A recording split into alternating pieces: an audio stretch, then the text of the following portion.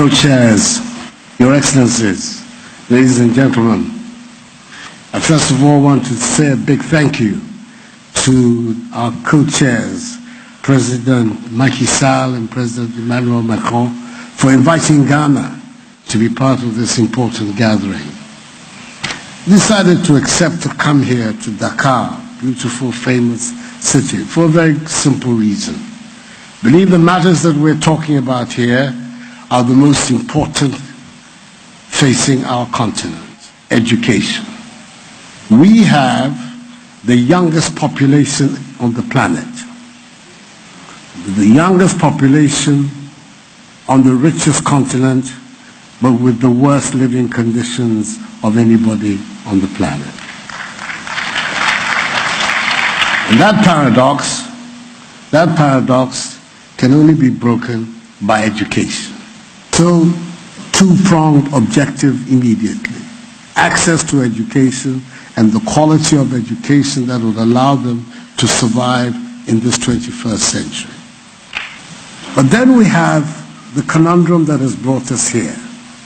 How is this to be financed? I'm going to say something here that I hope is not going to put off those who are contributing money to the education of Africa. We cannot depend on other people to finance the education of our continent. We cannot do that.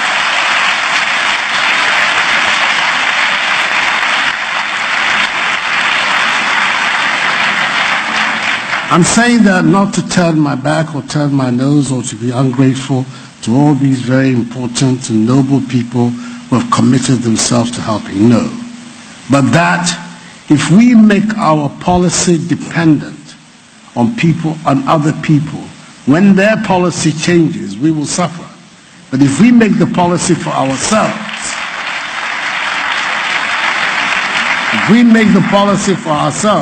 then it means that at all times we will be in control of our own destiny. And the monies, are they available in the continent? Yes, they are. They are in abundance. We eliminate corruption. We take corruption out of our public life. We organize ourselves to have more intelligent arrangements for those who want to exploit our resources, that we have more balanced contracts between us and them. We prevent the flight of capital out of the continent. Thabo Mbeki's commission that looked at the illicit outflows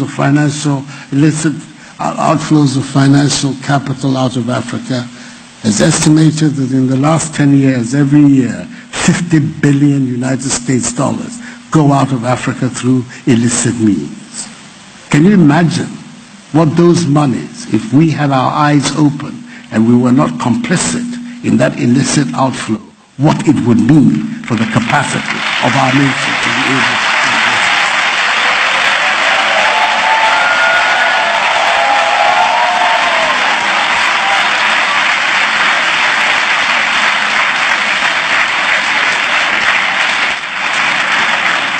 So that is our challenge.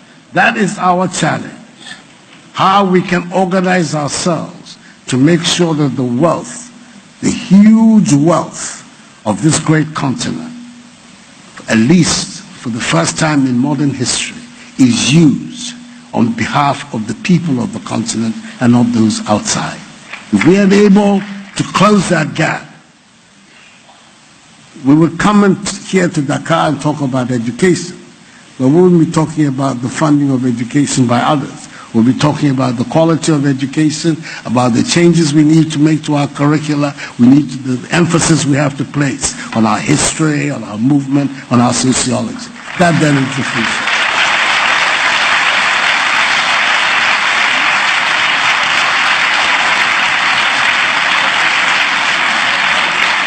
So that I am not misunderstood. All those who will be making the pledges, please, it's all. But I think it is extremely important for us to get our whole mindset right. We have within us our capacity to develop and promote the interests of our continent ourselves. Let's do it. Thank you.